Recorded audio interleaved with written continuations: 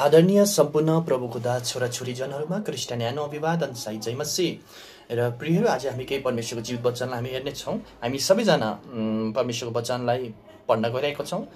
पहिलो होइन, यूहन्ना सुसमाचार 15:5 पदमा हामी हेर्नेछौँ। त्यहाँ लेखेको छ, दाखको बोट मै हुँ, तिमीहरू चाहिँ हाँगाहरू हौ।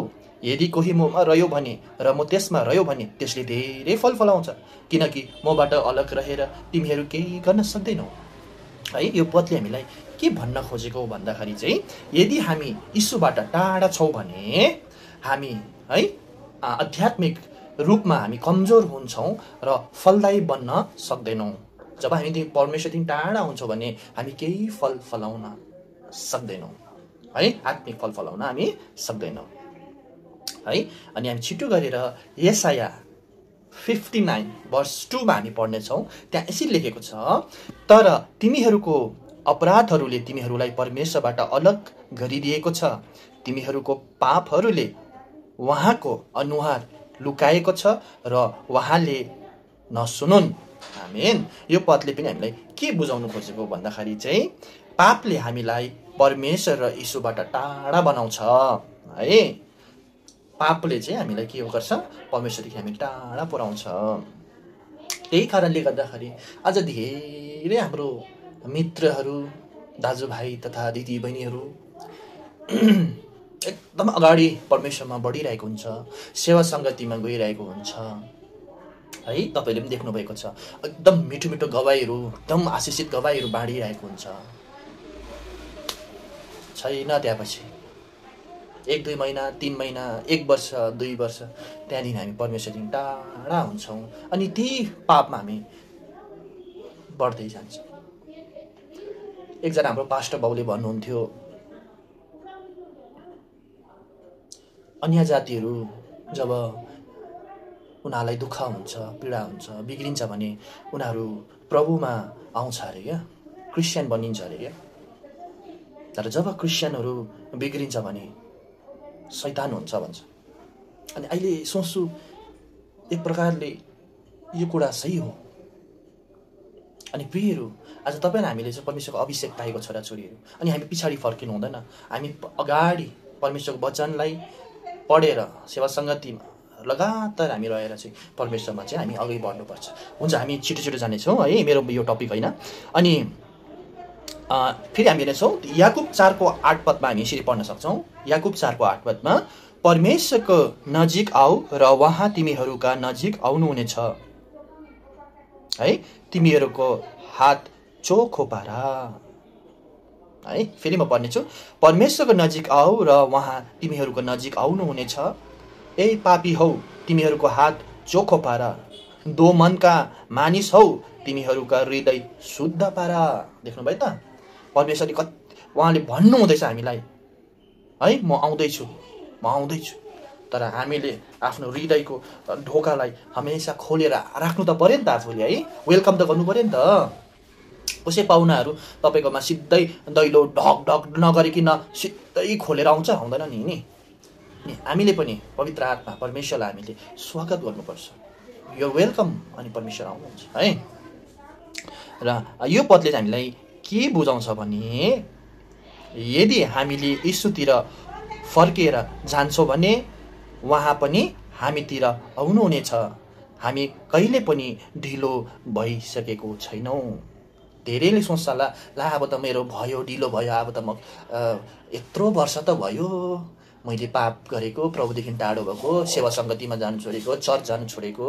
है, मैले पाप गरेको यत्रो वर्ष भयो, अब त कसरी जानु भन्ने सोच्छ होला तपाईँकोमा। तर त्यस्तो केही पनि, म पनि त्यस्तै थिएँ। मेरो 4 पुस्ता क्रिस्चियन, म त 4 पुस्ता हामी क्रिस्चियन हौँ। 4, धेरैजना 3-2 हुनुहुन्छ होला, म 4 हो। बाजे राजुदेखि लिएर फेरि बाजे, फेरि मेरो पापा भयो, त्यहाँपछि फेरि हामी भयो। है, त्यस्तो 4। अनि म त चर्चको पुलपिटमा हुर्केको मान्छे। है, एकदम छाडा, एकदम अब के भन्नु, अनडिसिप्लिनमा रहने, सेवा सङ्गीतमा एकदम अल्छी लाग्ने, घरमै त्यो उयो भएर आँगनमै चर्च भएर क्या, आँगनमै चर्च हुँदा चाहिँ त्यस्तो हुँदो रहेछ। तर अहिले मैले त्यो महत्त्वपूर्णलाई बुझेँ।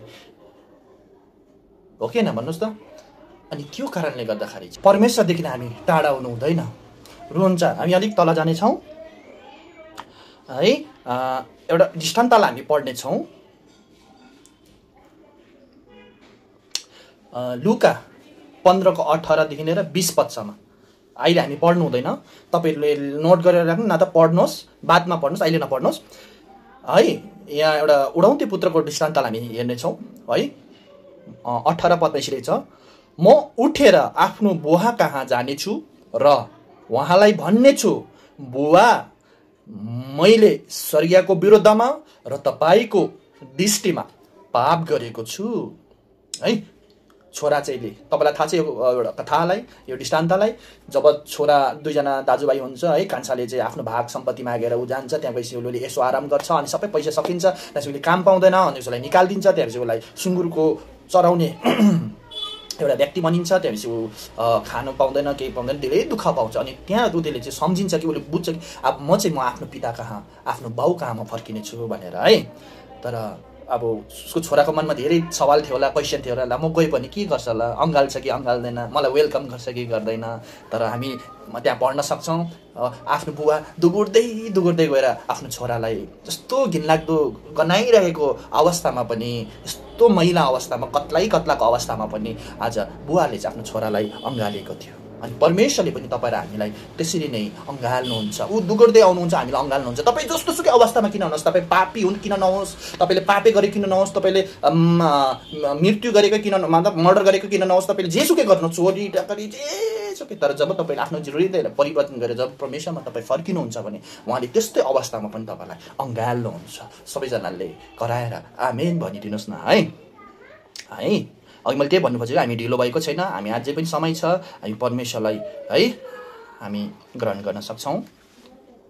र यो दृष्टान्तले चाहिँ हामीलाई के देखाउँछ भने, के बुझाउँछ भने कि जब हामी पश्चाताप गरेर फर्किन्छौँ है, परमेश्वर पिता हामीलाई दुगुडेर अँगाल्न हाल्न आउँछ। मैले अघि तपाईँलाई भने है, परमेश्वरले चाहिँ हामीलाई जस्तो पनि अवस्थामा चाहिँ अँगाल्नुहुन्छ है। र हामी सानो एउटा पोइन्टलाई हामी हेर्नेछौँ अनि वचनलाई हामी यिनै राख्नेछौँ है। यो दृष्टान्तबाट चाहिँ, यो आजको वचनबाट चाहिँ हामीले के सिक्यौँ भन्दाखेरि चाहिँ, यीशुबाट टाढा हुनु भनेको आध्यात्मिक रूपमा है मृत्यु अवस्थामा हुनु बराबर हो भनेको। हामीसँग शरीर त छ है, तर बिना सासको क्या है। क्रिस्चियन त हौँ तर प्रभुदेखि हामी टाढा छ भन्ने, हामी मृत्यु बराबर, मरेको बराबर, मृतक बराबर हो भनेको छ है। तर जब हामी पश्चाताप गर्छौँ र उहाँतिर फर्किन्छौँ र उहाँ सधैँ हाम्रो स्वागत गर्नुहुन्छ। भन्नुको मतलब चाहिँ परमेश्वरले हामीलाई जब हामी उहाँलाई फर्केर जान्छौँ भने नि, उहाँ हमेसा स्वागतको लागि रेडी हुनुहुन्छ। ओ मेरो छोरा, ओ मेरो छोरी, ओ मेरो यो फल्ना फल्ना, वेलकम छ तँलाई। परमेश्वर हमेसा स्वागत गर्नुहुन्छ तपाईँलाई। कहिले पनि उहाँ हामी फर्किएर आउँदाखेरि उहाँले कहिले पनि तँ गइहाल भन्दैन क्या प्रिय। उहाँले हामीलाई हमेसा स्वागत गर्नुहुन्छ। एकचोटि होस्, दुईचोटि होस्, 3 चोटि, 4 चोटि, 5 चोटि, 6 चोटि, उहाँले कहिले पनि इग्नोर गर्नु हुँदैन। उहाँले हमेसा हामीलाई अँगाल्नुहुन्छ। फेरि मैले यो भन्नु खोजेको होइन चाहिँ पाप गर्दै फेरि जानु, पाप गर्दै त्यस्तो भनेको होइन मैले। फेरि तपाईँले गलत नलिनुहोस् यसलाई। परमेश्वरको हृदय चाहिँ एकदमै दयालु छ भन्नु खोजेको मैले है। एकखेप फर्किएपछि फर्क्यो, हामी गल्ती गर्नु हुँदैन बराबर है। हुन्छ, अनि हामी जानेछौँ तल। बाइबलले हामीलाई, यस वचनले हामीलाई है हौसला दिन्छ कि हामी यीशुको नजिक फर्किन सक्दछौँ जुनसुकै अवस्थामा पनि है। हालेलुया, प्रेज द लर्ड। र प्रियहरू, आजको वचनलाई म यिनै राख्न चाहन्छु र राख्नुभन्दा अगाडि हामी केही खण्डलाई पढ्नेछौँ। आजको यस वचनले है हामीलाई के सिकाउँछ भने, परमेश्वर क्षमाशील हुनुहुन्छ है, क्षमाशील पिता हुनुहुन्छ। र जब हामी साँचो मनले फर्किन्छौँ भने उहाँले हामीलाई हमेसा स्वागत गर्नुहुन्छ। आमेन। यो वचनलाई तपाईँले मनमा राख्नुहोस्, हृदयमा राख्नुहोस्। अनि तपाईँले जति पनि परमेश्वरदेखि ब्ल्याक स्लाइड हुनुभएको छ, पछाडि फर्किनु भएको छ, सबैजना फेरि उल्टा फर्केर अगाडि फर्केर हामी अब क्रिस्टमा चाहिँ हामी अघि बढ्नुपर्छ। र यति भन्दै तपाईँहरू सबैजनालाई आजको वचन पढाइ सुनाइमा सबैजनालाई आशिष भएको होस्। र यति भन्दै तपाईँ सबैजनालाई प्रभु यीशु ख्रीष्टको नाममा फेरि पनि जय मसीह। र यस्तै मिठो मिठो वचनहरू, म आशिषित वचनहरू बाँड्नेछु। र भिडियोलाई तपाईँहरू लाइक गरिदिनुहोस्, सेयर कमेन्ट जे पनि गर्नुहुन्छ तपाईँले गरिदिनुहोस्। यति भन्दै तपाईँ सबैजनालाई जय मसीह तथा बाई बाई।